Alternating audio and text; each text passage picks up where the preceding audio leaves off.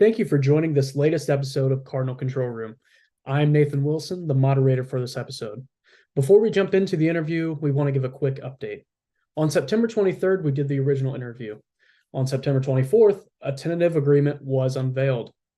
On September 28th at 12:01 Pacific Standard Time, the strike ended, allowing writers to go back to work after 148 days. On October 2nd, the WGA sent out ballots to ratify. The voting ends October 9th, 1 p.m. Pacific Standard Time. We wanted to give you some of the biggest wins according to Verge and Polygon after going through the updated contract. Number one, minimum pay bumps for the and writers' room minimums. Staff writers and Article 14 writers, which are story editors and executive story producers, will see increases in their basic weekly wages for the next 3 years. 5% in the first year, 4% in the second, and 3.5% in the third. Going forward, at least 3 writers must be hired for shows consisting of 6 episodes or fewer. If a season has between 7 and 12 episodes, 5 staff writers must be hired. And for shows with more than 13 episodes, that number jumps to 6. At all sizes, at least 3 of the writers in the show's room must also be writer-producers. There are also some regulations on AI. Inside the contract, it says the technology cannot be used to write or rewrite or produce original source material. The new contract also prevents the use of writers to train AI, which forces writers to undermine their own role. The third biggest takeaway was streamer transparency and residuals. While the new rules don't require streamers like Netflix to disclose the numbers to the public, they will provide the total number of hours streamed domestically and internationally for self-produced, high-budget streaming programs. With transparency comes viewership-based residuals. So writers will finally see some residuals coming from streaming services. Those are the biggest takeaways that we have from the new contract. We want to thank you for watching this newest episode. Let's get into it. I want to thank you for joining us as we discuss the strike that's been underway since May 2nd between the AMPTP, WGA, SAG-AFTRA, DGA, IATSE, and other film and television unions. I'm joined today by 3 great individuals who have different roles they play in the filmmaking space. I'm going to go ahead and have them introduce themselves one at a time. So I'm going to start with Dan Edwards. Thanks. My name is Dan, and I'm a colorist here in Los Angeles. All right. Thanks, Dan. And next we have Scott.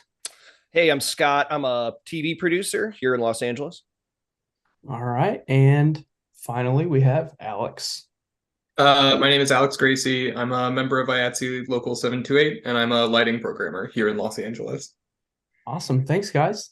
So this strike officially started on May 2nd when the Writers Guild and the talks between them and the Alliance of Motion, Picture, and Television Producers, AMPTP, broke down, and the WGA kind of slammed them in the studios for what they believed was creating a more of a gig economy in which they moved from full-time to freelance writing positions. Do you guys believe that the WGA, what they are feeling, is valid and kind of the steps that they've taken since then makes sense? I would say absolutely.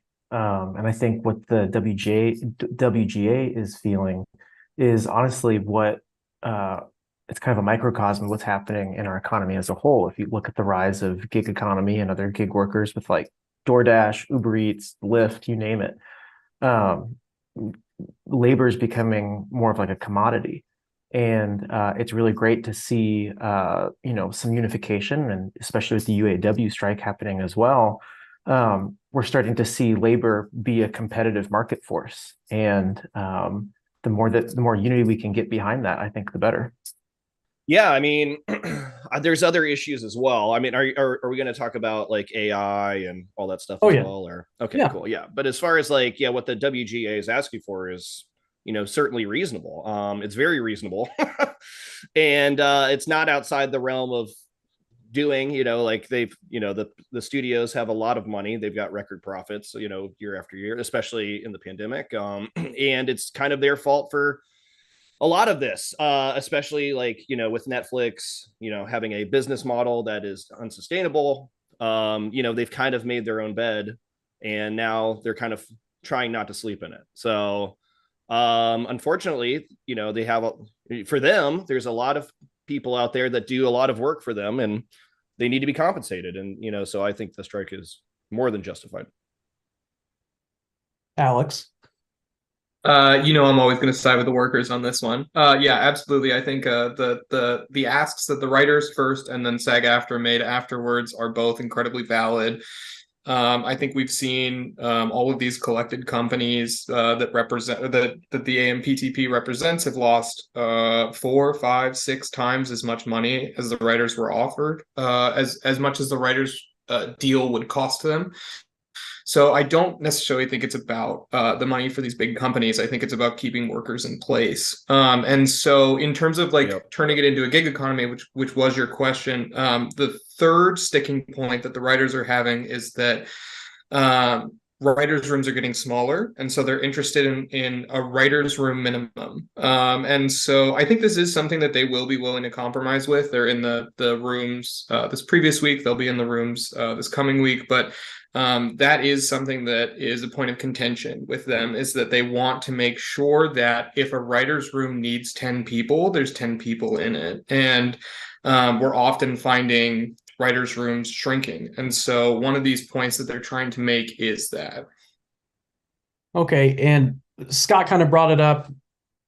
Artificial intelligence, AI, in the writer's room.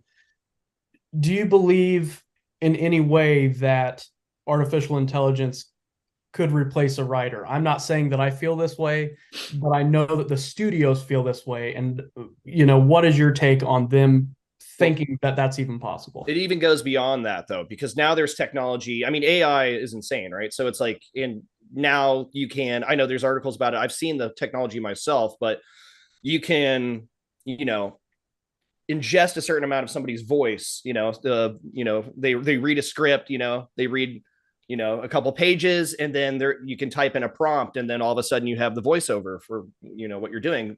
Right. Essentially getting rid of voiceover. So the thing is that, like, I mean, heck, you're seeing it in schools. Like a good friend of mine, his son got suspended for using ChatGPT to write a science paper. You know, it's like AI is getting to a point, like, I think this is a preemptive strike, because like it's just on the precipice of being good enough to like actually legitimately appraise. I mean, some of the stuff that you watch on TV does feel like it's already written by AI, honestly. So I think, you know, it is a real danger. It's not just replacing writers, but it could replace a lot of other, you know, things. You could, you know, getting rid of voiceover, getting rid of, you know, this and that. So I think it's even more important. It's even bigger than just replacing writers, but it could, and it might have already in some cases. And there's also using artificial intelligence or just capturing someone, background actors, for instance, capturing them one time, and then you can use them forever.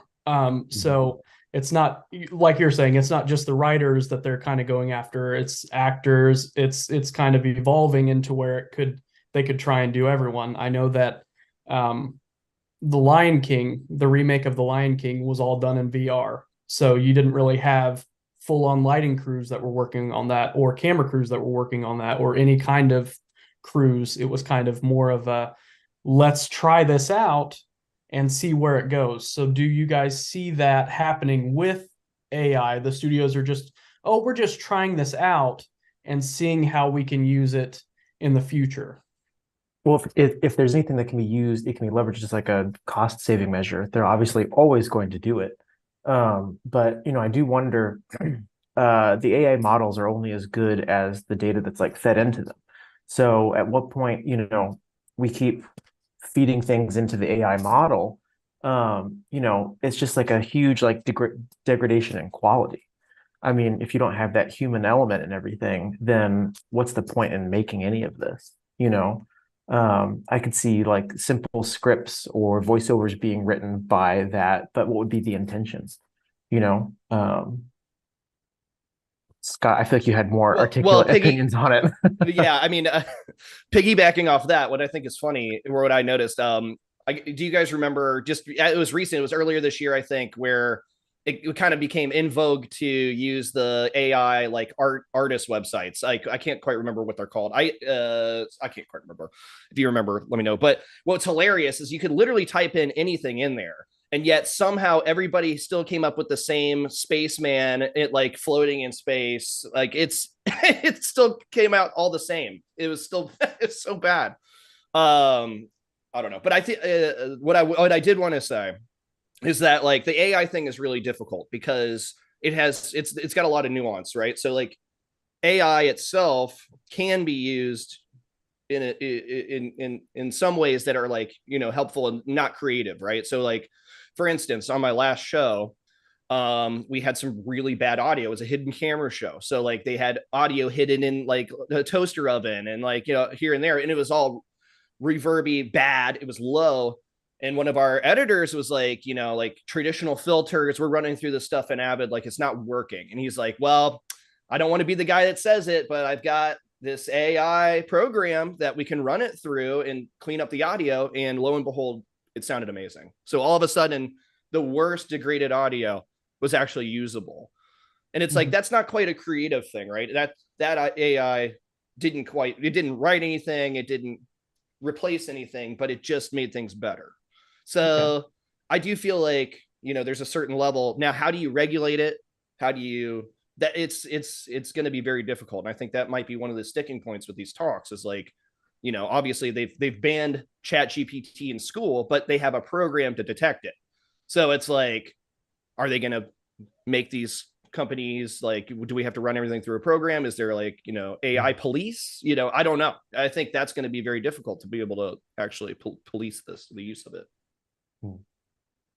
Alex, do you have any thoughts on AI? Absolutely. I mean, the implications of it are kind of overwhelming. And I also think it's important to notice that, like, yeah, a lot of AI kind of is not great right now. But like, if we're talking about like video games, for example, we're looking at like Pong of AI. You know what I mean? Like in 10 years, it's going to be rapidly different than it is now. But in terms of the implications for how it affects people in my line of work, like you guys were mentioning, it's more so about how it affects SAG-AFTRA for me than how it affects the WGA. Because if they can eliminate background actors, I mean, that is like, you're eliminating costumers, you're eliminating makeup artists, you're eliminating set lighting and grip. You're eliminating tons of people from the production department because, I mean, your second almost entirely deals with background. You've got PAs that also just deal almost entirely with background. This affects your caterers. I mean, it's an industry-wide thing. And I understand why the companies that are represented by the AMPTP are chomping at the bit because they can see the bottom line and the implications this makes. But part of the reason that organized labor exists is so that we can have a say in this discussion. And like, if there's no other alternative and we can't get a clean pass on the audio, but we can do it with AI, if that doesn't break the terms of the agreement, I think that should be done. But in terms of taking a human being who gets paid, it depends show to show, but like $150 a day minimum wage for an 8 to 10 hour day, and then they are never paid by that company again, and their likeness is stolen from them, I think is criminal. And I think if WGA and SAG-AFTRA does not get that point, we're going to look back on this point in history and see that it's the cause of a very different film industry. Yeah, I think we're kind of running into the where does saving money on our production, how do you still feel good with it taking over someone else's life as opposed to you having to feed a couple extra mouths, and making it an exclusive club of only a certain amount of people get to work on this stuff from now on. So we'll kind of move to more of what's happening now. So have any of you guys joined the picket lines that have been going on, and what have you, if you've joined them, what have you done with them? What have you seen while you've been out there? I'm gonna jump in on this one if that's all right with you two. Yeah, I'm doing I call it the Strike Line bike tour. I'm trying to ride my e-bicycle to all of the strike lines. I live in the San Fernando Valley, and so the Fox lot and the Sony lot are they're giving me some trouble. I'm probably gonna have to include the LA Metro involved in that, but so I've been out to almost all of them at this point, and they also are doing like a lot of like solidarity events where they're like inviting members of the IA and members of any local and union out to them. And they're super fun, they're super great, especially if you're like dealing with a lot of the repercussions of the strike as an IA member. Like a lot of us have seen our workload cut down to probably about 10%. Some people more, some people less, but I really can't recommend going out to a strike line any more than I possibly could. It's fun to walk the lines with the people that you're in the struggle with, because like SAG-AFTRA's struggle is my struggle and the WGA's struggle is my struggle. Like, my contract is not going to change at all, but their contract does affect my contract. And IATSE members are up for negotiations in about 1.5 years. And so if they're able to bring home, victories on these 3 big sticking points that they're in, it's going to be a lot easier for us to go to the table and say, hey, look, the writers threw a wrench in the cogs of the machine and they got what they wanted. We can do the exact same, or we can just find some middle ground here for a perfectly reasonable offer. But strike lines are super fun. Can't recommend it anymore. If you're deciding between like staying home and watching something on streaming or firing up the Xbox, like nothing wrong with it, but I would absolutely recommend going out to strike lines. There's usually like free food, free drinks, free snacks. I got to hang out with a baby cow. One of the animal wranglers bought one out to a solidarity event. It was like the best time of my life. Yeah, I was like super surprised by that. I did not show up for that, but I was incredibly excited. So yeah, I would definitely recommend going out to a strike line. They're super fun. It's fun to be in solidarity with people that have a common struggle with, and it's also there's food, there's drinks. Yeah, couldn't recommend it more highly.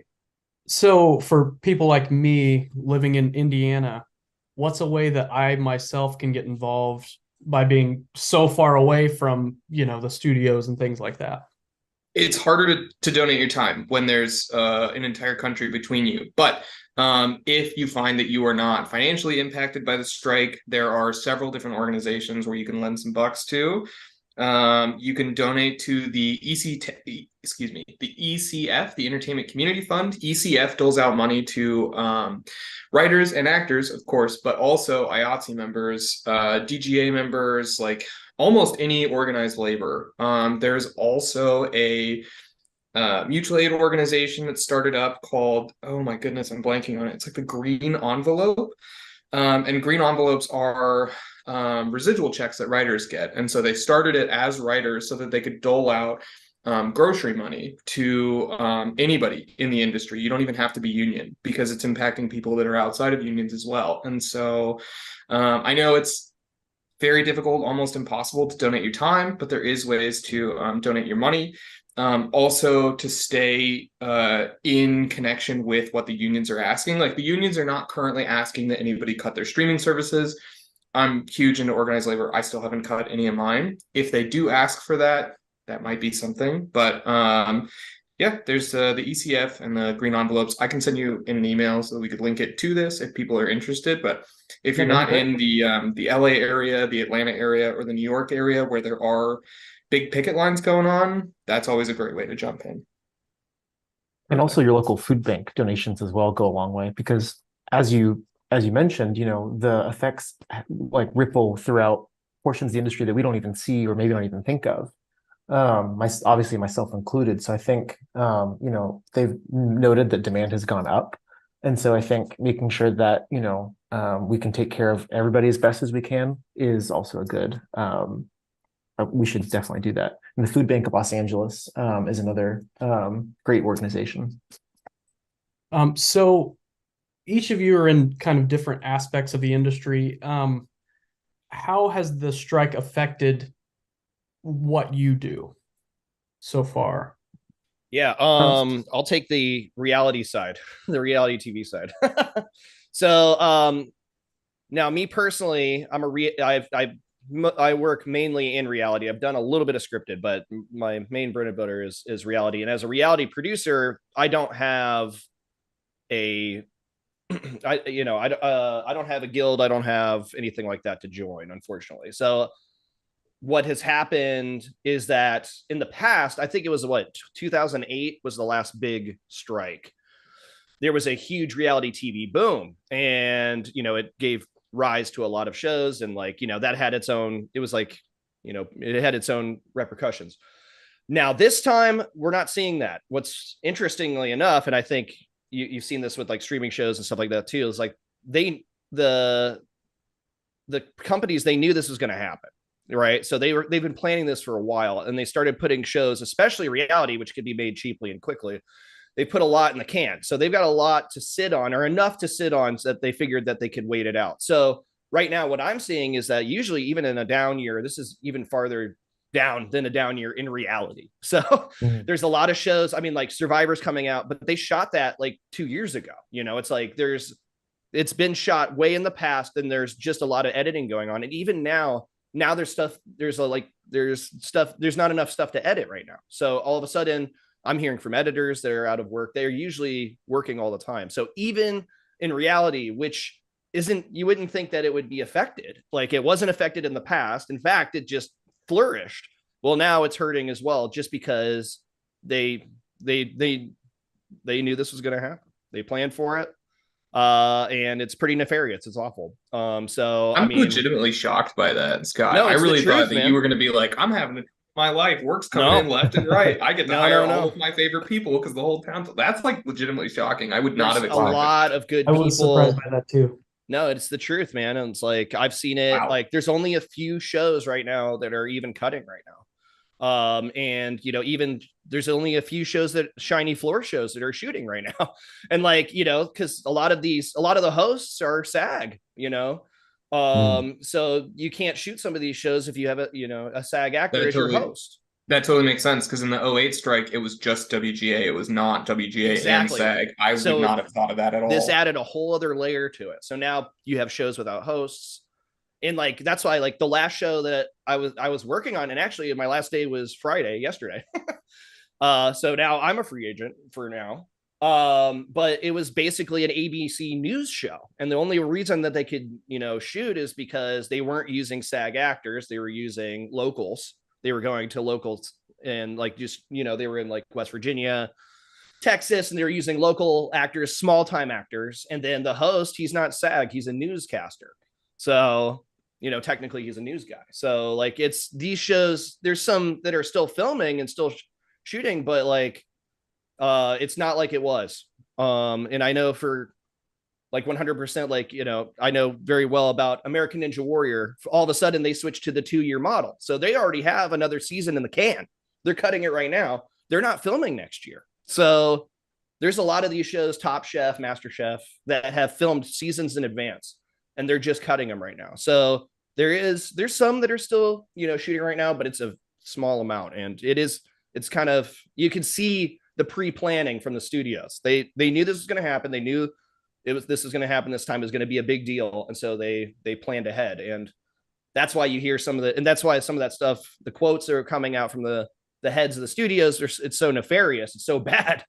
Where they're oh, we're going to wait out until people lose their jobs, because they know that they have enough content to get them to at least next year, right? They can get to next year, but the spring is going to be a little thin. But then also you're seeing that they're delaying some movies. There's a couple high profile movies that are being delayed further down the line, because they're trying to spread it out. And they've got some stuff on the shelf that would never come out, but they're going to put it out. So, yeah, that's what's going on in reality. On the finishing and post side of things, I still think we're on a bit of a delay. So, because color and finish just happens at the very, very end of the process. So, I know that colorists at large have felt a little bit of a squeeze, particularly those that work in narrative and might be affected by, SAG and whatnot. But for me, I work in mainly like commercial. I have like this weird like split of like commercial marketing and then like indie doc, if that makes sense. So luckily things have been pretty busy still for me and for my team. But yeah, it has been like an influx of a lot of on the positive note, a lot of people who have like little personal projects or short films, those have flourished.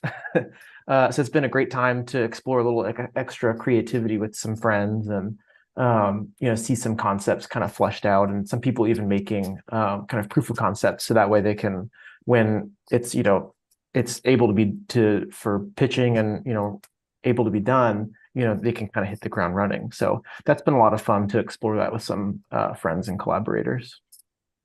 I'm also shocked that on post you guys aren't feeling it as much. I kind of thought you guys would have been down for the count as well. Shocking. I'm glad you guys are, yeah. So I do lighting production. So we're the boots on the ground. Pre-production's done. We don't have anything to do in post. So it's just the boots on the ground portion of it. I would say I am kind of one of the lucky ones where I mainly do music videos and commercials. Commercials are on a separate contract. So when the WGA was on strike, you could still have a SAG actor do a commercial, as long as it was already written beforehand, et cetera, et cetera. So I would say my workload got cut in about half. But for me, that's usually not a problem. Usually I'm like overwhelmed with work. I can like send out some of my work to newer people in my position or peers, colleagues, whatever. I can usually send out I usually have more on my plate than I'm willing to go for.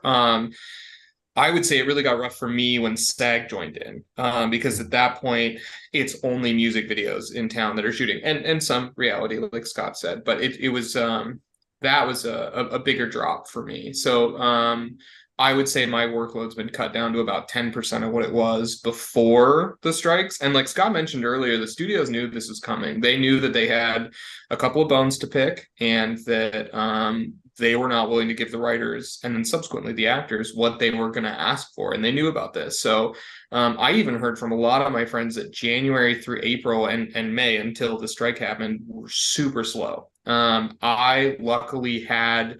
Everybody has a slow January in Los Angeles. I always feel like production side of things, it's just like everybody's got to get the pre-production done. Nobody works over December for the most part. I digress. January through April was slow for a lot of people because they wanted everybody to already be starting to dip into savings by the time May rolls around. So that instead of solidarity, you've got IATSE members who are like, hey, I'm going to lose my house. I need you guys to sign a deal. And so, I definitely think there was a concentrated effort to make sure that this was as difficult as possible, unfortunately, for a lot of, honestly, like January through February or January through April was so slow for so many people that it made, when May hit, it was like, oh God. Like I said, I was one of the luckier ones that I already work in commercials and music videos. So when SAG was on strike, there are less commercials and music videos, and people that have got like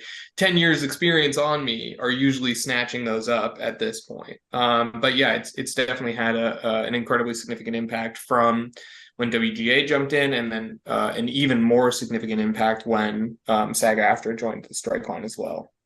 Mm-hmm. I'm curious what your thoughts are on the music video side of things, because I heard, or I thought that there was like a hiatus on music video work there for a minute. That wasn't the case?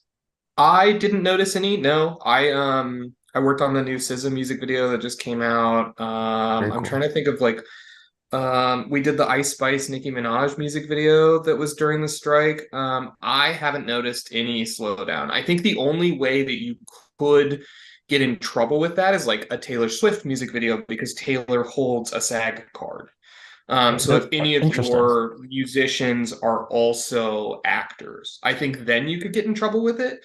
But even then, like, you'd have to ask somebody who knows a little bit more about the SAG-AFTRA side of things than I do. I typically don't know very much about their workflow. Mm-hmm. I would think if it's a Taylor Swift music video, though, she's not acting in the capacity of a SAG-AFTRA actor. She's acting in the capacity of a musician. But That's thin hairs for me. All of the music videos that I have been on, none of the talent have been SAG-AFTRA. So I didn't notice any slowdown in music videos or commercials until SAG-AFTRA joined in terms of commercials. That's fascinating. I didn't realize that distinction existed, and I feel like that makes her self-released film that's coming out, I think later this fall, or maybe I don't know exactly when. That's even more interesting. And that one I think. Oh, sorry. That one I think they're going to have less of an issue with because it's just concert footage. Like there's no acting involved in it.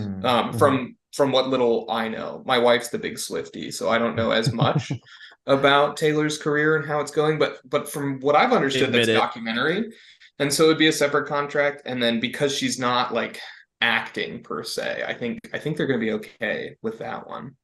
Well, I know that SAG-AFTRA kind of has these passes that they'll give different companies that they get along with, or the waivers. Yes, the waivers if a company follows what they're asking for. So could Alex, it seems like you kind of know what I'm talking about. So could you go into detail about what those kind of things are and how those make it okay for you to do this, but it's not okay for, say, Netflix to do something like that?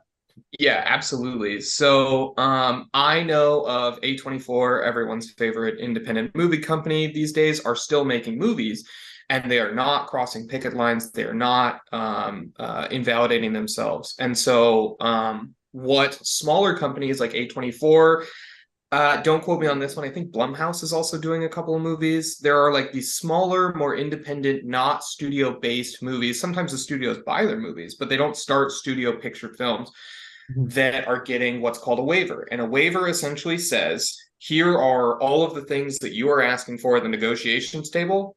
We're in. We don't think that's a problem. We think that's great. We think you guys deserve streaming residuals. We think you guys deserve not to have AI in the workplace. And we think you guys deserve minimum writers' rooms. And so we will abide by all of those things that you're asking at the bargaining table. And now you guys can make your movies. I've heard that there is a bit of a disagreement about whether some members of SAG and some members of WGA think that we should be doing this, because it does technically kind of hurt the strike effort. You know, I mean, I think nobody should be making movies at this time. Nobody should be making television at this time. But if you're willing to sign a waiver, you can get these things. So I know that there's mixed feelings. I know that some members are for the waivers because it gets, you know, people like me, IATSE members, back onto the workplace, which is important. There are a lot of us that are really hurting. So it's kind of like you could ask 10 members and you're going to get 10 different opinions on whether the waivers are good or valid, but that's how the waiver process works. Well, and the other side of that too is that one good thing about it is that it just proves that a small studio like A24, like they can say yes to this stuff and it doesn't hurt them. You know, it's proof that it's not a big deal. 100%. Yeah, but I hear you. Like it does, like it goes back and forth. But I think that's one side of it, is that like if A24 can do it, why can't Warner Brothers?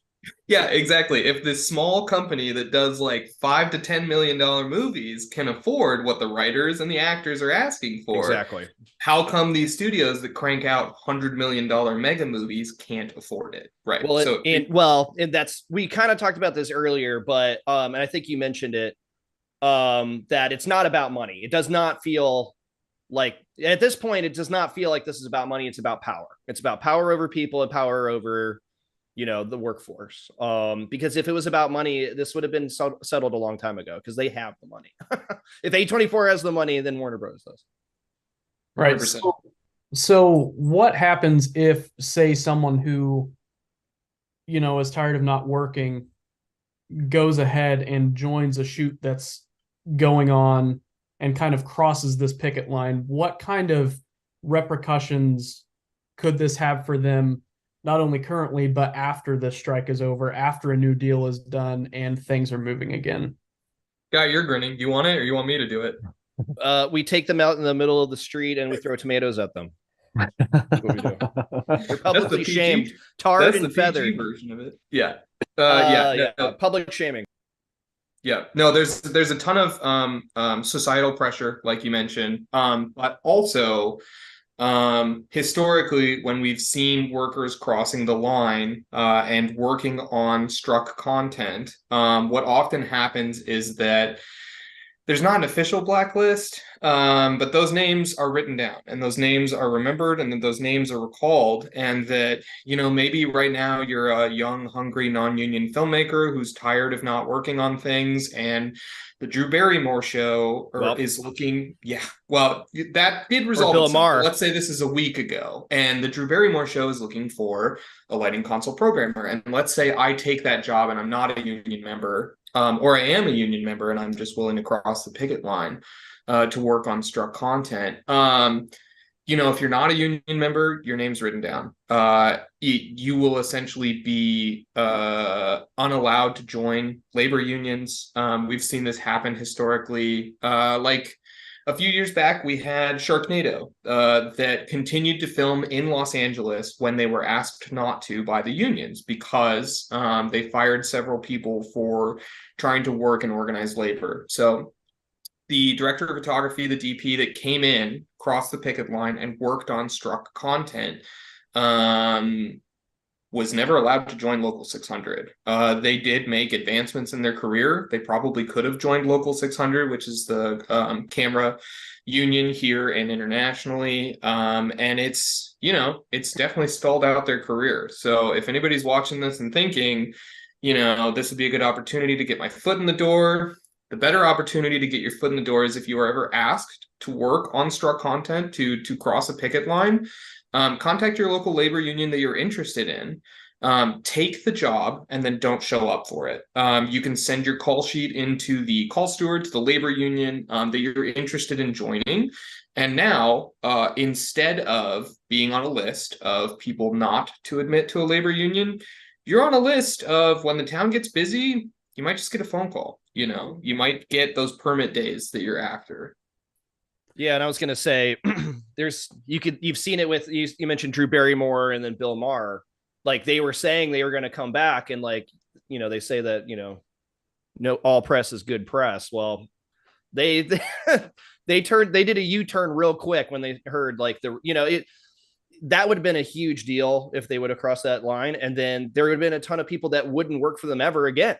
And then all of a sudden, in the future, they're just hurting themselves in the future. So it's overall, right now, this is a huge time for organized labor in America. It's, with the UAW, with, SAG-AFTRA, the strikes here in the movie industry. And there's going to be plenty of people that are trying to do the opposite. They're trying to bust up the unions. They're trying to get rid of them. So right now it's a good time to stick with the unions if you believe in that type of thing, because, they're actually fighting for the people. They're actually fighting for the people that do the work. And right now it's the time to not cross the picket lines and to just show your solidarity. And maybe, all together we can get a rise of labor in America, in other places in the world. So the longest strike so far ran from March 7th to August 7th in 1988. That was the longest writer strike that we've had. This strike today is on day 145. If you had to guess or think about how long you think this might continue to go on for, how much longer do you think this could go on for? Not a better way to put it. Well, Sorry. It's funny how you're asking, because they're negotiating today. So who's to know? If this comes out 2 days from now, it might be outdated. But from what and maybe Alex and Dan probably you've heard from your sources, and Alex, maybe you have the best view. But from what I've heard, if there isn't a deal made in October, then we're going to next year. Basically, we're going to February, March. That's what I'm hearing. I'm hearing similar, where things could either go well this week and we might just wrap up the writer's strike this week, the following week, or like you said, they're just going to write off the whole fourth quarter, and they'll start talks up in January, and we'll see where we're going from there. I know that I'm on my health insurance is through MPI, Motion Picture Insurance, and they've kind of done a big blanket extension. I'm really simplifying things here because I don't fully fathom them, but I think more members are going to start losing their health insurance in February and March. A lot of IATSE members have families, and that's super important to them. So I'm really hoping that it can get wrapped up before then. But I'm hearing the same things that you're hearing, that the talks these weeks are hopeful. It does seem like for the first time since this whole thing started that the studios are getting serious about making a deal that works for everybody, because we went 100 days without a counter offer, which I think is criminal. I mean, it's not good faith bargaining. If the NLRB was as strong as it should be, we would have had more pressure on them by now. But yeah, I think if these talks don't go well, we may still be doing this into the very earliest of 2024. But we're all just kind of shaking the magic 8-ball and taking guesses at it, essentially. So other than insurance, what are some long-lasting effects you guys see coming from the length of this strike or the outcome of this strike? Like, what are some changes or some effects that you can see coming down the pipeline from this? Well, I'm personally wondering, it's just going to be a gangbusters return.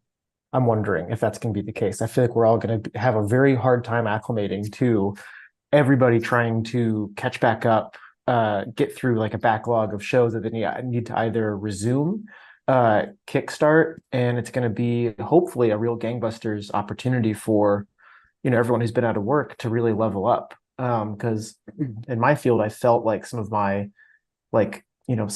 productions that I might be able to reach to get, maybe in terms of like either budget or kind of profile or whatever, I felt those kind of leave my field as the bigger studios and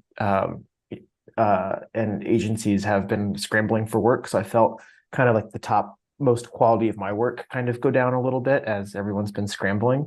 So I'm hoping that can reverse the tide a little bit, and then there's a little bit better material to come through. Not that I don't love my current client list or anything like that, but I'm hoping that it's going to be a very competitive 2024. Competitive, trying to drink water through a fire hose all at once, right? With everything just kind of shooting through all at once. Yeah, totally. We can certainly hope. That's what I'm hoping for as well. I think we're going to have a bit of a scenario like when we were permitted to go back to work after our lapse in COVID. I think that was when, the town was as busy as, I wouldn't take my word for it. I've only been here for 6 or 7 years, but I was hearing the old timers tell me that it was the busiest they ever saw the town. And so I do think there's going to be, like, if somebody kinked that water hose that you were talking about, I think the kink is going to last a little longer because we have to send the writers back to their new hopefully writer minimum rooms where they're but I do think we are going to have the writers back in their writers room to do this. But what I was actually talking to my wife about this last night. What I'm hoping happens is that the writers strike is resolved soon. We take another month or so, the SAG-AFTRA strike is resolved soon. And then hopefully by the time the writers have gotten back into their rooms and started writing things again, that 2024 is just an onslaught of production across all departments is what we're all hoping for. Yeah, I'm going to be more pessimistic. I really do feel like, because speaking of COVID, because everybody went down for a little bit. And then, then it was popping. It was on fire. And it's all because everybody was stuck inside.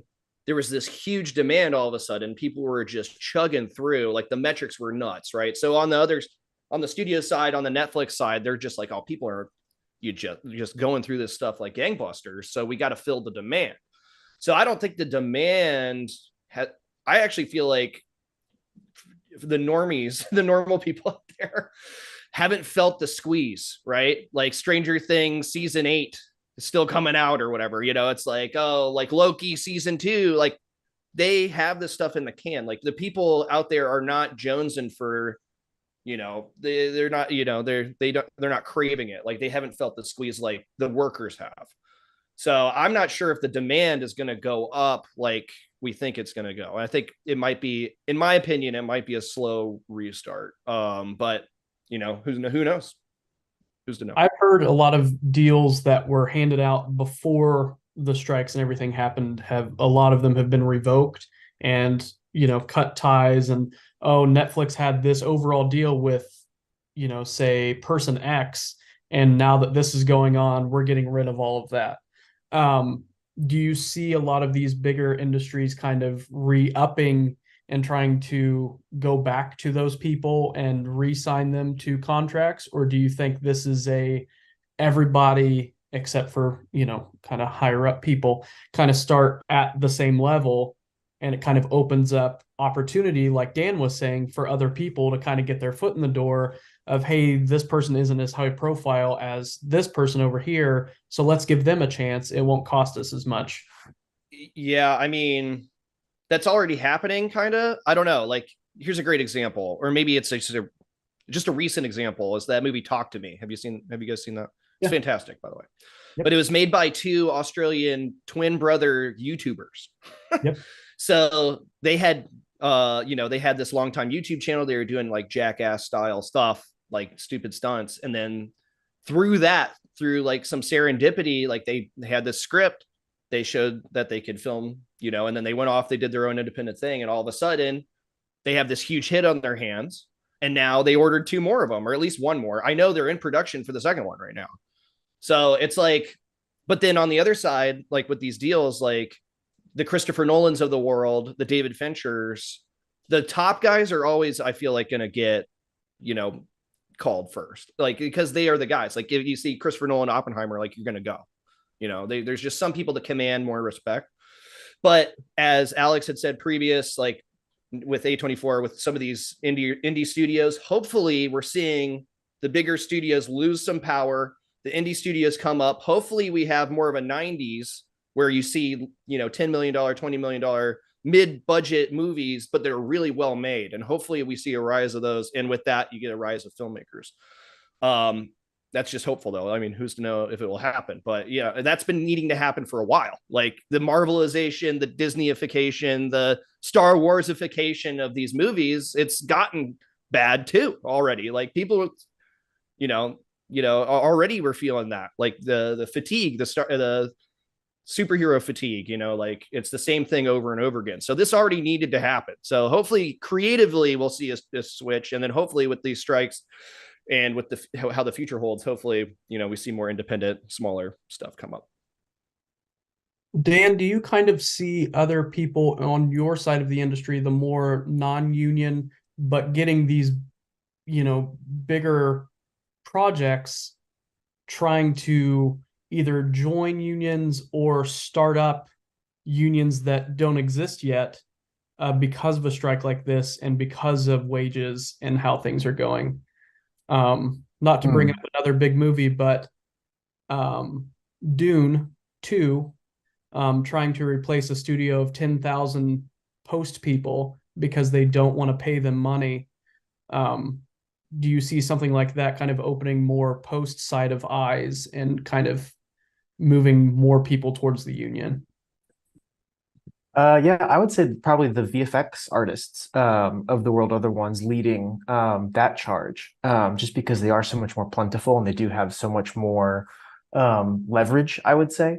So I'm hoping that I'm interested to see how that pans out, because they desperately need some sort of representation or some sort of pushback to get, again, like regular working hours, fair labor deals, and honestly just to create a more sustainable ecosystem around that. Because it's almost with every big movie that's relies on heavily on visual effects, those studios often fold afterwards. You have like that famous example of Rhythm and Hues, the one that did I think it was Life of Pi. They announced the day that like Life of Pi like won the Academy Award that like they went out of business. And so it's like, at what point it just seems like we've got to return back to some sort of like normalcy where if you are successful, like, you share in those profits and everything. So I'm hoping that with VFX animators and workers gaining some sort of solidarity, that can kind of ripple down into some of your more freelance-based post-production people. In the colorist world, there's been like a slight push for for some sort of academy or some sort of recognition or some sort of union. And it just doesn't really go like that far because people don't really know where colorists lie. It's like, are you part of the camera department or are you part of the post department? Because you kind of live like you're strongly in both worlds, because you'd want to include DITs in that as well. And also, I would say the like color grading and finishing is a much more lucrative and much more smaller aspect of the industry. And so it's a lot harder, I would say, to get that desire to unionize. If that was an option, and I think you can join MPEG as a colorist, if there was more of a push to that, I would definitely be open to it. But yeah, until you can, there's just not much solidarity going on there between, so many small shops and your freelancers. So like I said, yeah, it'd be interesting to see how the VFX community shakes that up. I'm surprised that you guys aren't within Local 700, the editors union territory. I know it's not traditional editing, but like Local 80 is everything from paramedics to grips to crafty. You know what I mean? Like you don't have to, we don't all have to do the same one job to be in the same union. So I'm kind of surprised that Local 700 hasn't scooped y'all up yet. But yeah, I mean, I am too. It'd be, it would be great to be a part of that. But yeah, I think you're like your top dogs, at Company 3, the Mill, that kind of thing. I think they're just too busy making, $1,000 an hour to really want to entertain that. I'm obviously nowhere near that kind of level, but until you can get people like them on board, you're gonna have a really hard time getting that. So there's very few positions, I think, in the industry where you can command that kind of rate.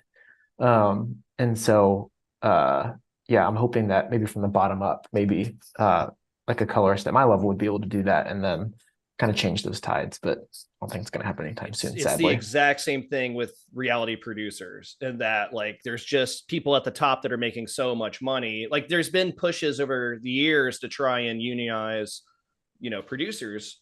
But like the guys up top, they're making, $1,000 a minute. They don't want to limit what they can make.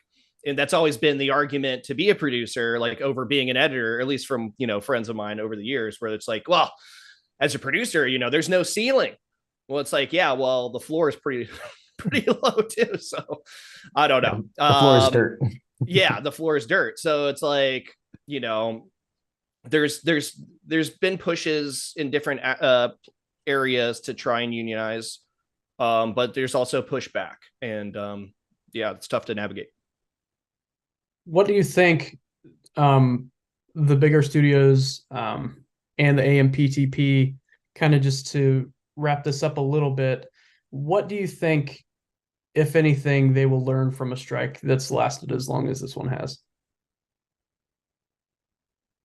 I think it's going to depend on the deal that's made. I think if WGA members, WGA organizing committee takes a deal that's not great, if the members ratify it, I think it signifies to the studios, all we have to do is wait them out 100, 145, 200 days. I think if the writers and subsequently the actors are victorious, however, I think it's going to show the AMPTP that workers are tired of getting stepped on, that we're ready to band together collectively. Even like, all of us here in the chat that are not directly impacted by the negotiations, but, that we're willing to like go out to strike lines, that we're willing to like not cross picket lines. I think the working class is much more organized than the AMPTP was ready for. I don't think they expected to see IATSE members on the picket line. I don't think they expected to see new mutual aid organizations and charities forming during this. I thought, to me, I'm estimating that somebody in an office said, these people don't have 6 months savings and they're going to start clawing at each other at that point. All we have to do is wait them out. And I think that they're probably more than likely surprised by what they've seen thus far. And so I think if WGA, subsequently SAG, can come home with big deals, I think it shows them that we're stronger together than they anticipated. think we're also going to see like potentially a paradigm shift if they can get the streaming data on these shows, because yeah, it's huge. I think there's some skepticism or some doubt over how successful these platforms actually are, because it's just like such a huge and enormous cost to develop, 6 or 7 streaming platforms, as opposed to a more centralized like cable-based system, or I guess linear is what you would call it. So that to me is like what, obviously I want a deal and everything that's fair to everybody, but that's what I'm probably most interested in seeing shift, is just seeing like, okay, is this streaming model actually doable and usable? Because you see like year after year, like the prices of these subscriptions go up and up, and so, at what point what are we going to reach that breaking point of the price just not being worth it? And then seeing the actual published figures on viewership, I think is going to be very, very telling. Perfect. Scott? Yeah, I mean, to mirror what Alex said, I mean, it's really going to depend on, the outcome of this, like what the deal is.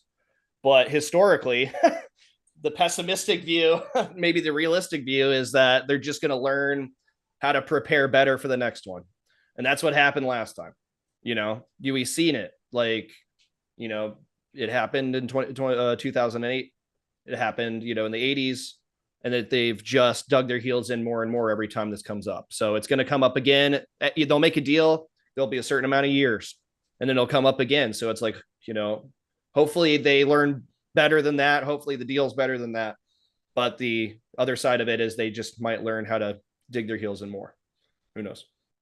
Well, perfect. Well, guys, I appreciate you joining in on this with us and giving your thoughts about the strike that's going on.